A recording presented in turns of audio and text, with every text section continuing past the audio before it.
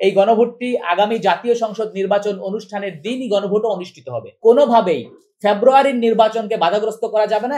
আগামী ফেব্রুয়ারিতে অনুষ্ঠিতব্য যে জাতীয় নির্বাচনের সময়সূচি দেওয়া হয়েছে সেই সময়সূচি যেন বাধাগ্রস্ত না হয় সেদিকে লক্ষ্য রেখেই নির্বাচন কমিশন এই সিদ্ধান্ত নেবে।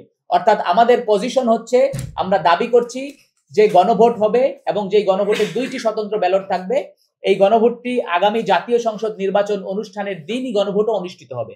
অর্থাৎ গণভোটের দিন ওই একই দিনে গণভোট হবে এবং জাতীয় সংসদ নির্বাচন হবে।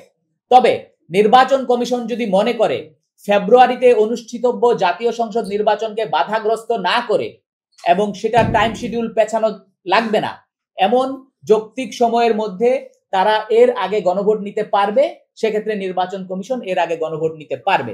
কিন্তু কোনোভাবেই ফেব্রুয়ারির নির্বাচনকে বাধাগ্রস্ত করা যাবে না এবং ফেব্রুয়ারির নির্বাচনকে বাধাগ্রস্ত হওয়ার আশঙ্কা থাকলে গণভোট অবশ্যই জাতীয় নির্বাচন অনুষ্ঠানের দিনেই করতে হবে। আপ বাংলাদেশ বিশ্বাস করে দেশের সকল রাজনৈতিক দল, স্টেক হোল্ডার, জুলাইয়ের অংশীজন এবং রাষ্ট্রীয় কাঠামোতে থাকা সকল ব্যক্তিবর্গ এই ব্যাপারে দায়িত্বশীল আচরণ করবেন এবং জুলাইয়ে গণমানুষের যে আকাঙ্ক্ষার প্রতিফলন ঘটেছে তার প্রতি পূর্ণ শ্রদ্ধা পোষণ করে নিজেদের রাজনৈতিক দলীয় সিদ্ধান্তসমূহ গ্রহণ করবেন।